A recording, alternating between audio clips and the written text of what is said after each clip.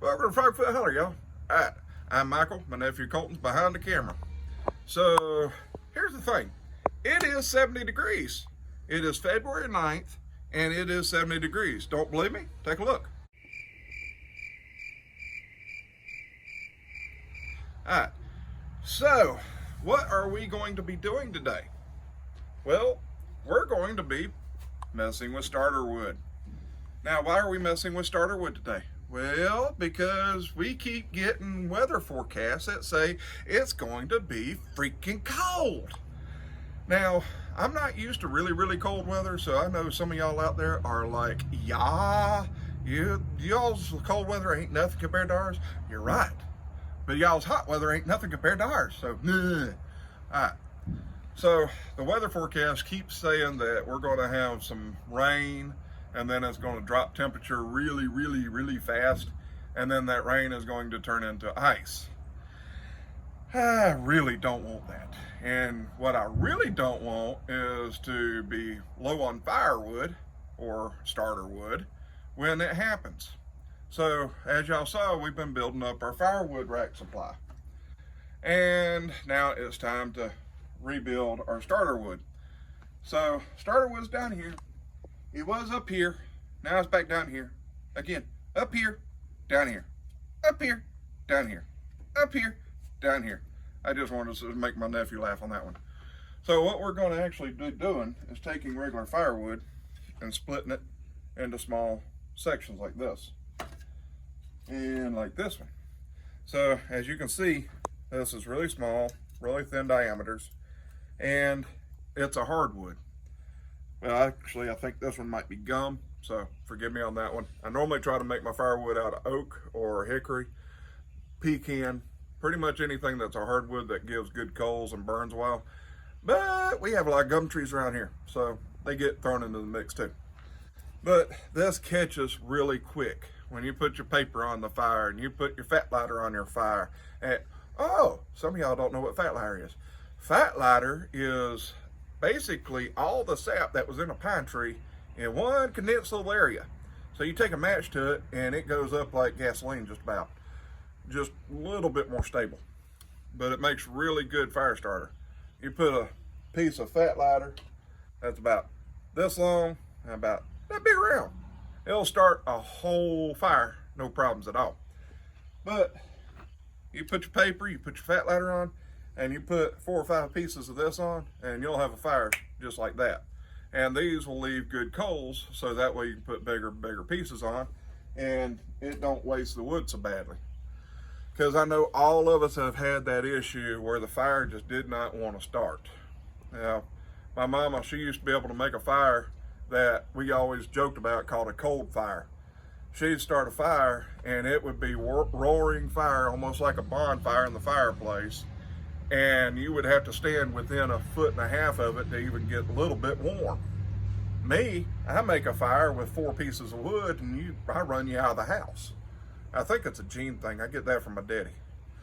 But we're going to be taking starter wood. Well, no, we'll be taking firewood. I put my hand on the wrong pile.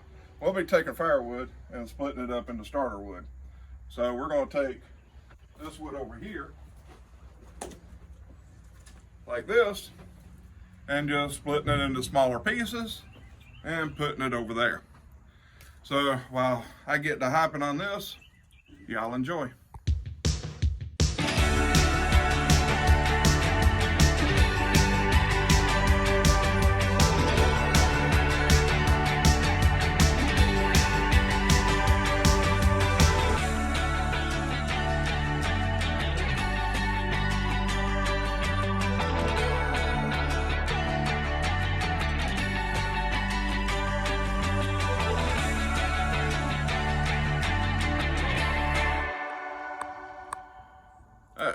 So when you're going to be splitting the regular firewood into starter wood, the one thing you definitely don't want to do is choose pieces like this that have a lot of knots in them, or where other tree branches were, because it's not going to split very good. You want to pick pieces like this, nice straight grains, and hopefully won't splinter too much on you. So we're going to pick this one, and this one right here has a knot in it, but I still believe it'll make a pretty good piece because that knot's just right here. So we're going to split these two pieces, let you see how the starter wood's made.